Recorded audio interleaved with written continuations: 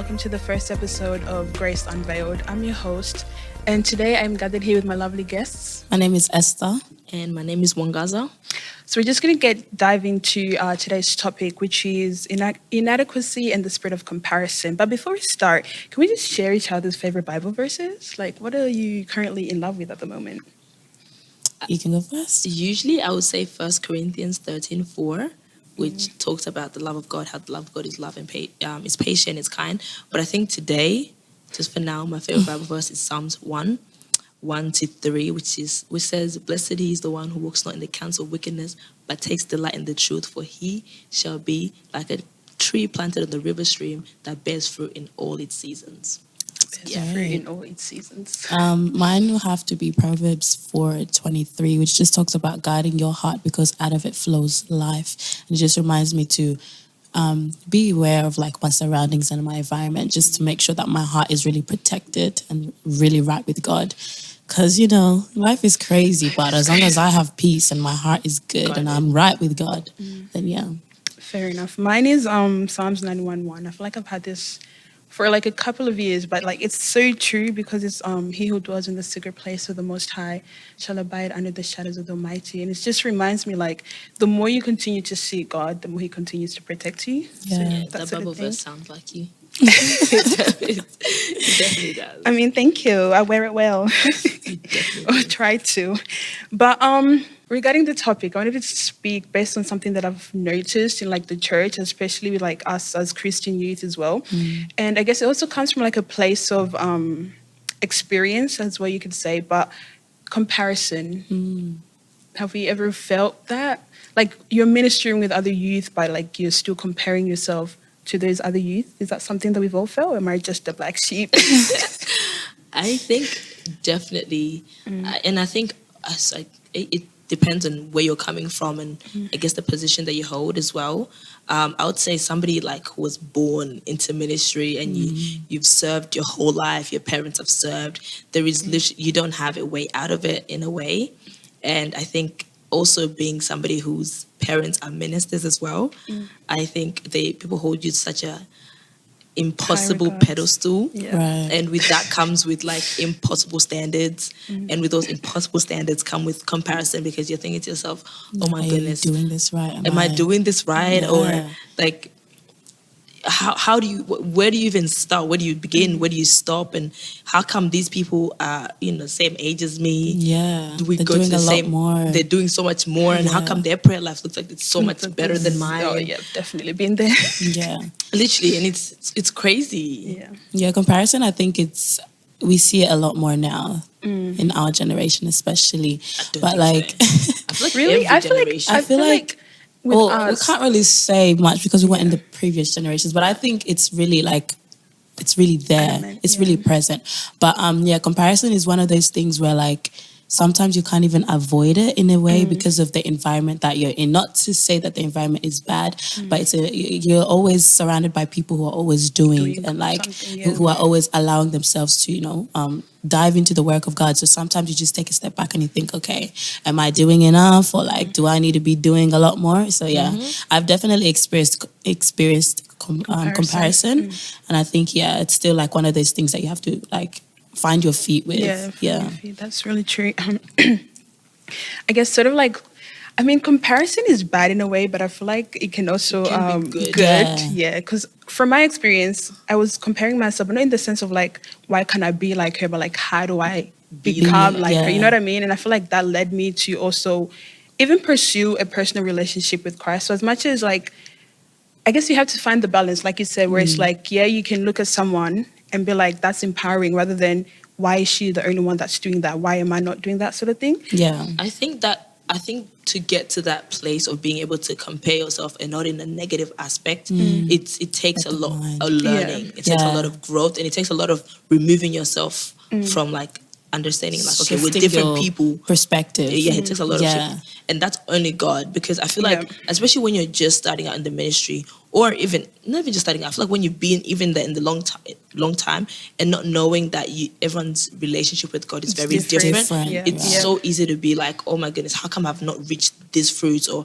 how come I've not seen this? And we're dedicating ourselves the same way, we're sacrificing the same things, but I guess you just don't know what someone does behind closed doors. Exactly. And you also don't know someone's journey. Like I could even compare it to like the story of David, the story of Samuel, like all these people. It's like, you know, they kind of got their, like you could have compared them and be like, oh, Jesse's son, he has so many sons, and all of them, I'm pretty sure he kept comparing himself all the time, but he didn't know that he had a different journey. Like it was just so different for you, and you don't know when your rocket's gonna come in, it's gonna go straight ahead. I feel like you're just not aware, and I feel like it all comes out of the mundane things, those little small things that people neglect. I feel like that's where.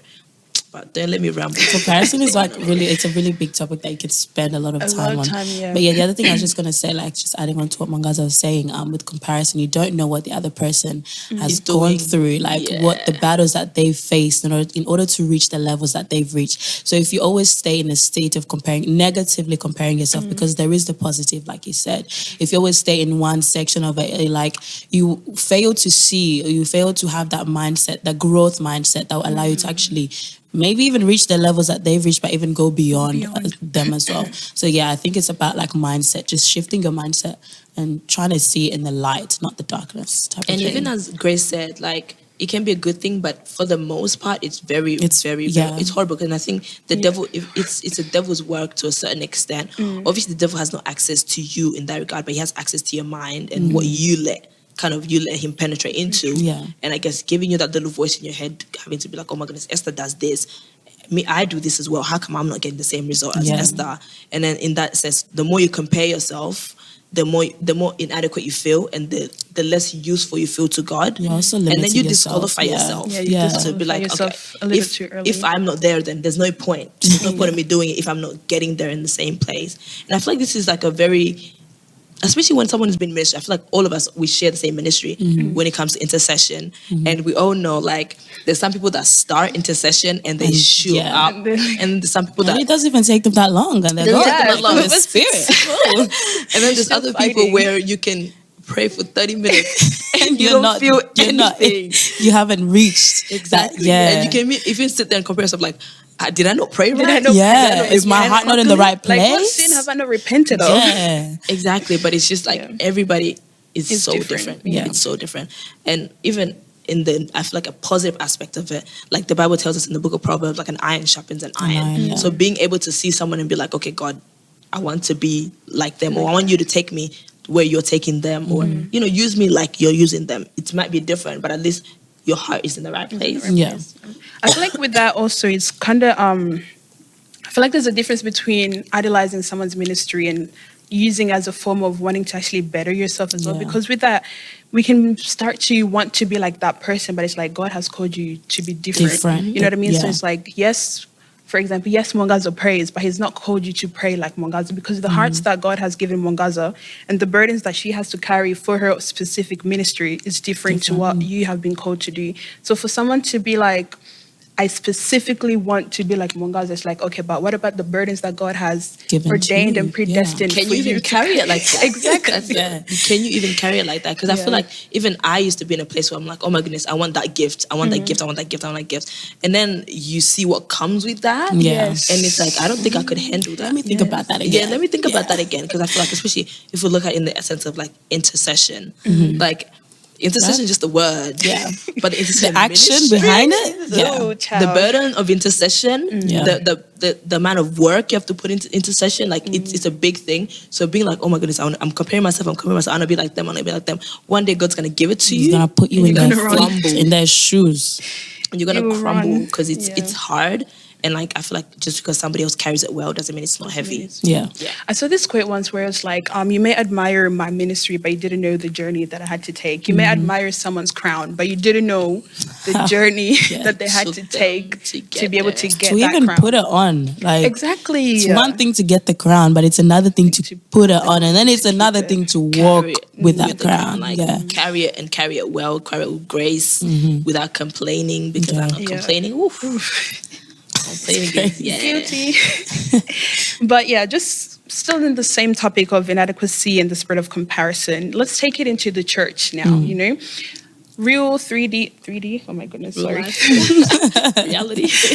Reality, yeah, comparison. How does that look like in a church setting? Like, if we just reflect in our own church, for example, we see the youth in our church, in what areas do you feel like it's so easy for us to begin to compare ourselves with other people our age and to begin to feel inadequate, and then I guess also like keep ourselves from ministering because of that? Yeah. I give you an example of myself because I can only talk for myself. I feel like for someone like me, someone who started in the choir, and I love the ministry of singing. I love singing to God. I love worship. I love praise. But I always felt like I'm not a singer. Like I love it because I love ministry. I love that aspect of things. And I love being around people that love the same things that I do, people that have a heart for God. Yeah. But I guess being able to be like, okay, I don't feel like this is where God has called me to sit and be situated in.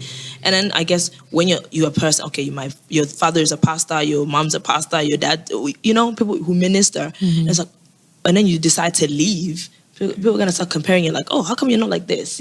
How come you're not up there anymore? How come you're not doing this? How come you're not doing this? But it's like, they don't understand the background of things. Like ministry isn't just sitting there and performing. Ministry is everything else that comes after that and before that. I feel like the performance aspect of it, just standing there and being able to see people seeing you like, oh yeah, you're standing in front of people. But everything else, like, there is no point of you comparing me to someone else when you don't know the gift that God has given me. I feel like that in itself also keeps you caved up as well, and does not give you room to actually be who you're actually called to be.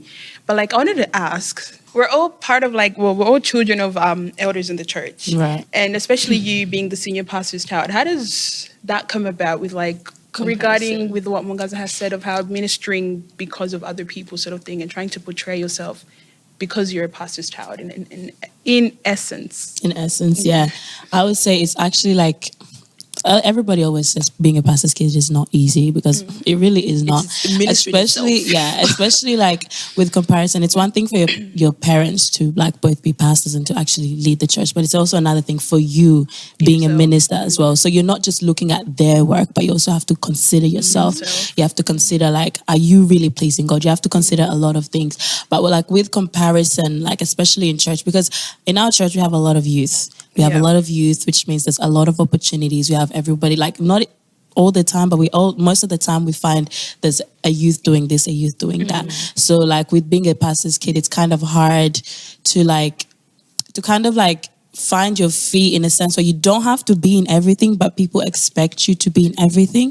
People expect you to be in the choir. They expect you to be in the media team. They expect you to be an intercessor, but it's just like, okay, take a step back.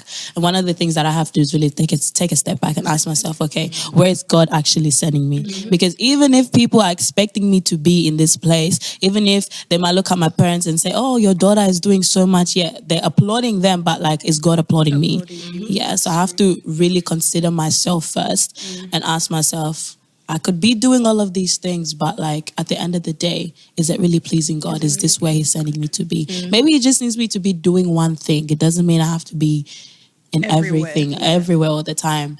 But yeah, it's one of those things that I'm still trying to find a balance in, but I think it's you learn as you go. But it's also important to be able to identify. This is one thing, to be able to acknowledge that this is a thing that you're struggling with, and then it's another thing to start working towards doing better. Doing better. Fair enough. Can I say just one thing? I feel like just hearing what Esther has said also kind of ignited something in me in saying that I feel like people kind of forget that, okay, you're born in the church, your parents minister, but you don't actually get saved until you're saved.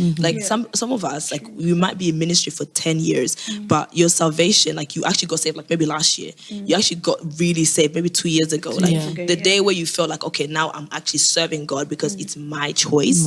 It's very, very different to the day that you kind of got pushed into ministry. And I feel like if you ask some of us, when did you get saved? When did you know? We were so shocked because of like when you really decide, because even we had like a seminar and people say like salvation isn't being baptized and going in the water, but it's actually when you decide, okay, God, now I'm handing you my life. Now we can start a walk again. And it's so interesting and crazy because I'm like, if I think about it, like I've been in church, God knows, for years, for my life. I've been in church in my entire life. And when I think about when did you actually get saved? It wasn't the beginning of my ministry. There was a time and there was an encounter that I had with God, and it didn't happen like that long ago. You know what I mean? Yeah. There was an encounter I had with God, and I'm like, okay, now we can start for real. Yeah. Real. But actually, let's just stick to that. I kind of like that. So how long ago did you guys get really saved? How long ago was that? Honestly, I would say What year is like this? 2024. 2024. Yeah. Honestly, I would think I would probably say 2015, 16. Okay. I think that's when. And keep in mind, I've been in Is this this church. is this really, really saved, or is this baptized? I thought you were No. saved, but then Okay. I feel like 2015, 2016 is when I really got saved, because I would say like I've been in ministry and my parents' ministry since 2011. I'll say 2011. So from those years, I was just there 2014. because I was there. Yeah. And like figuring out like what you've been called for and being in that space kind of helps push you to that salvation quicker. Yeah. But I think when I really got saved was when I started my intercession ministry. That's when I was like, okay, this Now is you me. can- That's me Yeah. starting Yeah. my actual Yeah. journey with God. Yeah. Obviously, I've been saved multiple times because I guess you can never be unsaved, but I guess the hunger and that like The just desire. doubt and Yeah. all these things come into place, and then you kind of restart again, and you restart again, you restart again. But I think my initial salvation was 2015, 2016. in those years, yeah. Yeah, How I'd say about the you? same thing. We kind of started ministry like in intercession like Together, in the yeah. same year. Together, But yeah, mine was 2015. And I think it was May, like early on in 2015. But that's when I started going to intercession, like I think the year before. But I can't even remember how I entered, how I even got myself there. But I was just going and going and going. But it wasn't until we actually went to that mountain trip. Yeah. That one time we went to the mountain trip, and then I was just like, 2019, I think okay. it was. And I had that encounter, and I was just real. like, okay, this. Now we can start. Yeah. And then I got baptized, which also like helped like seal things off. And I was things, just like, yeah. okay, that's when I think my journey really began. And yeah. I think mine is different. Like my baptism and my actually salvation Yeah. sort of thing is quite different. That's what I'm saying. Because I got baptized 2015 in December, but the day where I was like, I actually want to give my life to Christ was 2019. And although this was like peak hours, but Yeah. like in that moment it was like, nah, I actually have to give myself to Christ. Even though I've been baptized before, but like I feel like this moment in time is what makes more real. Yeah, it's more salvation. I real. feel like 2019 was such a significant year. Like Was such a it? significant I mean, year. we had the mountains. Yeah, we The had first like year with the in mountains. 2015 it was like the mountains, yeah. And then but like 2019 it was just like, okay, your ministry is about to get And it was serious. a collective thing as Yeah, well. it was. Yeah, it wasn't like it was just like was a me or you, collective- but it was like a whole group of us. Like it was And just I like, remember okay, the crossover service. yeah, And I remember bawling my eyes out and just being like, wow, what a Yeah, year. what a year. What a year. yeah. Interesting. It's lovely there. But back to the topic. Back to the topic. Okay. Back into the church aspect as well. Do we feel as if elders in the church, or is there like a certain church culture that we've maybe unintentionally built that leads us as youth to fall into comparison and inadequacy, where we're starting to look at someone else's ministry, forgetting our own, because it's like people have put a spotlight on this specific youth or on this specific person, where it's like if they're not They're the ministering, standard, yeah. then nobody else can minister. Like they're the standard in the way that you said. So what do we Definitely, think yeah. of that? Yeah. Definitely.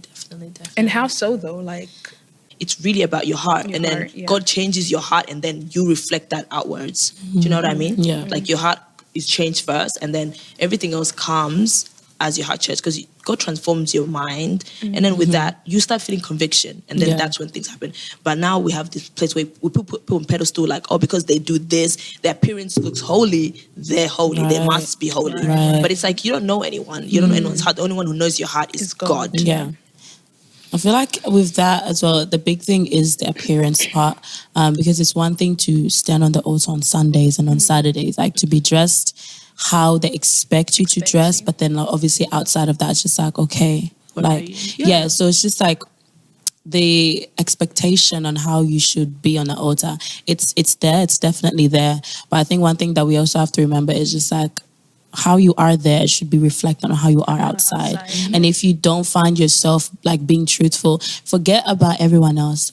Like think about yourself. If you find that you're not being truthful and you're not actually, this is actually not you, like you have to take a step back. Yeah. Sometimes it's good to just take that step back. Like remember that you're only hindering your own ministry by like sticking yourself in like a box and like, okay, I should be like this, I should be like this. And also allowing people to take a step back. I feel like the church culture doesn't allow you to do that. Immediately when you don't minister, oh, you've fallen. Immediately like when you don't pagan, minister, you don't come, are you a pagan now? Yeah. Or if you don't stand up there for a couple of Sundays, oh my goodness, what are you doing? You've lost your way to the devil, or you're doing something sinful. But I feel like allowing people to be like, okay, I need to sit down. If I'm not being convicted by this, what is going on? Like let people have moments with God. But if I'm standing there and I'm lying to myself, I'm not advancing anything. I'm preaching blasphemy. Like I'm actually lying to myself and to God. And you can't make God a liar because he doesn't lie. So I feel like I think a church culture needs to allow people to be like, okay, if I don't feel like I'm being honest with myself, I don't have to stand there. Let me fix my relationship with God. And don't point fingers. Don't make me feel guilty for it. And don't push me to stand up there again if I tell you I'm not ready. Because if we sanctify the altar and I tell you I'm not ready, then you're disgracing the altar that you're supposedly sanctifying. Yeah, the other thing with that is like allowing us to, like you said, allowing us to take that step back. It's very important. But the other thing that I think the church culture does is, okay, some people do take the step back and we view them as the pagans and we don't go towards them. Like we don't seek out to help them. Okay, they're taking a step back from ministering on the altar, but what about outside of the altar? Like how are we helping them then to find themselves back into the position that God has called them to be? So it's really important to allow us to take this step back, but also don't let us go too far. Like allow us, I don't know how to really explain it, but like just still be there and, remind them that, okay, you're not going through this alone. Because one thing that you find, a lot of the youth will take a step back, but because of the support that they're not receiving, it pushes them even further outside of even wanting to come back. I would like to quickly, let me add, I feel like the best example for this is how I always view Jesus or God as a good shepherd. And I feel like a good shepherd doesn't allow their sheep to go too far. Like you have a fence that you give them. You don't have to monitor every movement. You don't have to do all of these things, but there's a security, there's a fence that you allow. A good shepherd knows their sheep, and a good shepherd, the sheep knows them as well. I feel like being in that good relationship with the people that you're shepherding or the people that you're actually taking care of, and them knowing you well, I feel like it allows you for them to be open. First of all, be open and honest with what's going on. And also being open allows them to like take a step with you. Like you being able to give them advice, being able to guide them properly, and then having that good relationship. Really, it's just a relationship, and not guilt tripping them, and not making them feel like. I feel like it's good, like rebuke, because God says it's okay to righteously rebuke, but also gently with love. With love, definitely the key word, with love. But kind of like to give a personal testimony, just for anyone out there who, going through the same thing, whatever. But basically with what Mongaza said of how like sometimes, you want to take a breather, you just want to take a step back. I remember, because obviously with most of us, we kind of maybe would have started ministry because our parents were like, pushing you going to that ministry. And I started choir because my mom was like, we were new to the church and she was seeing all these other kids, ministering and stuff. And she's like, why don't you go join choir? And I was like, I don't know. But then she literally drove me one day to choir session, and that's like she was literally like, get in, we're going. And then that's how I ended up in choir. But then after a while, when I was like, I really want to take my journey with choir serious, but I started to feel like choir wasn't sitting with me. Like I didn't know why I was there in essence. So I took some time off. I think it was 2020. I took some time off from choir in 2020 because I was like, if I'm meant to be there, God would tell me specifically. Exactly, yeah. God would specifically. He gonna speak to you. Exactly, yeah. Like if I'm meant to be there, God would specifically bring me back, and He would tell me exactly why I need to be there. Yeah. So I took some time off, and obviously, having stepped down, people are like, "Oh, what's going on?" Right. Like literally, like, "At kona kitena, we don't see you anymore," and I'm like, Yeah, but I'm talking to God, you And know? it's hard to explain. It's such a hard thing to Exactly, explain because I yes. don't even know. Half the time, I actually don't even know the answer to this one. Literally, Yeah. I used to use the excuse of choir is not for everybody, so it's not for me. But like in the background, I was like, I don't even know what I'm doing anymore. Like, what am I going to use as a ministry now to remain sort of like connected with God and the youth as well? But I took that time off, and then surprisingly, I brought went you back. Girl. Yeah, surprisingly. He said, surprise, surprise, he brought me back. So I'm in the choir now, we thank God. But do you feel like now you feel like, okay, I'm here For a and reason. I'm present? Because I feel like there's a Yes. difference between being there and actually being present. Like, yeah. But also with the comparison thing as well, because before I was in the choir, knowing that God needed me to be there, I had that comparison spirit where it's like, I can't even sing. Like all these people that I'm with, They're singers. Yeah. like they're the ones that have the gift of singing. I'm just here to just take up space sort of thing. But like God literally had to like declog my mind, cleanse me and be like, I don't care about all that. Your heart posture and what I need you to do in that choir specifically is more important than all of that. Yeah, so you felt like you feel like you're there. Would you say you're there for singing, or like how would you compare you being in choir before, like ministry wise, to how you are now? I feel like now I'm here with a purpose sort of thing, because it's like I'm contributing to the choir in some way. I might not come fully to the understanding what it is that I'm contributing, but I feel like now knowing I'm called and have a purpose to be here, I know that I'm contributing something rather than just taking up space. I feel like that's a lot of things that a lot of people miss out as well on like ministry, especially with like the choir thing. Yeah, like it's one. Everybody is called differently. We might not all be called to actually sing. Some people are called to be intercessors in the choir. Some people are called to be the counselors in the choir. So I think it's just very important. Like anybody out there who's actually like, okay, is this really where I'm meant to be? Like ask God what your purpose is. It might not even be the choir. It might be somewhere else. But ask God, okay, I'm here. What do you want me to do in this position? Like what is my specific mission? And it might be a seasonal thing, and that's okay. I just touched on something. A seasonal thing. I feel like one of the other things is okay. Yes, and the other things that we had, like the church like controversy, is like culture. The church culture is like not understanding the seasons. Not understanding the seasons. But that's not to say like I'm here for just a season and then I'm gonna no, unless God is telling you you're here for a season, then remain in that season. But if He's telling you this is where you need to be, then remain in that place until He tells you yourself, okay, move on to the next. Then Alrighty, Erin, just before we begin to close and wrap up, give me something that you've learned whilst in your journey with Christ, something that you can use to inspire other people, to continue to go forth into the ministry, other youth. I'm going to get emotional.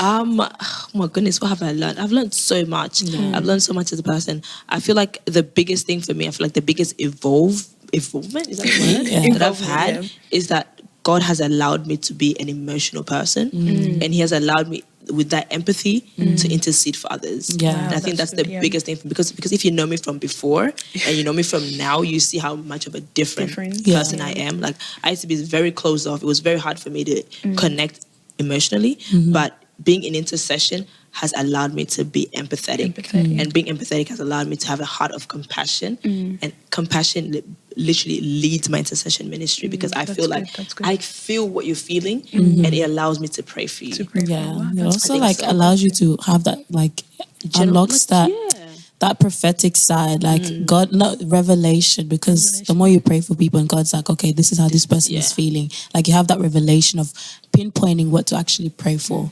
I feel like it's also good because it's like you're praying from a place where it's like the depth of that person. It's genuine. Prayers. It's very genuine. You reached a place where I'm like, God, I don't want this anymore. Yeah, because you carry their emotions so intense. But I thank God for that, because I intercede so differently because I feel what they're feeling, and I'm able to put myself in that shoes and be like, God, if this was me, we have to deal with this today, right now. Yeah, definitely. Praise God for that. For me, there's actually been a lot, but I would say just for the past year, one of the things that God has constantly been teaching me and reteaching me about is how being obedient to him, and like being obedient and like actually allowing myself to hear what he's calling me for, especially when it comes to like the comfort zone, because everybody's so comfortable.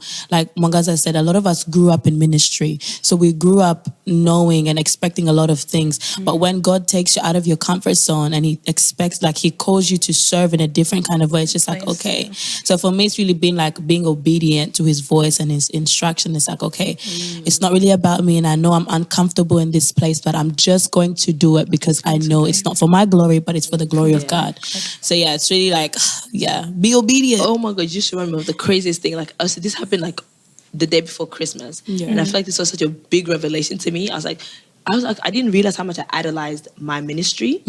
Like, you know, when you stand up there and you love how people receive you, you forget that this is not about you. You actually, I realized that you can get to that point. And I was like, oh my goodness. So every time, even pray about it, I'm like, God, don't make me prideful. Don't make me love this or enjoy this. Like, it's okay. It's okay if I'm even nervous. That means it's not about me. About you. Like, because sometimes I'm like, you just do it because I'm like, oh, I'm good at it. Like, I could just stand up there and talk because I can talk.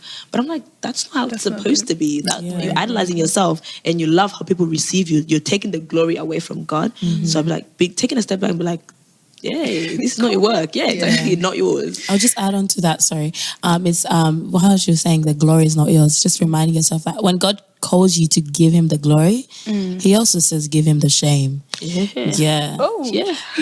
So like a lot of us who when we have experienced something that is so great, we come back to God and say, oh God, this is for you. But even in the shameful things, even in the things that people look down on you, bring it to God.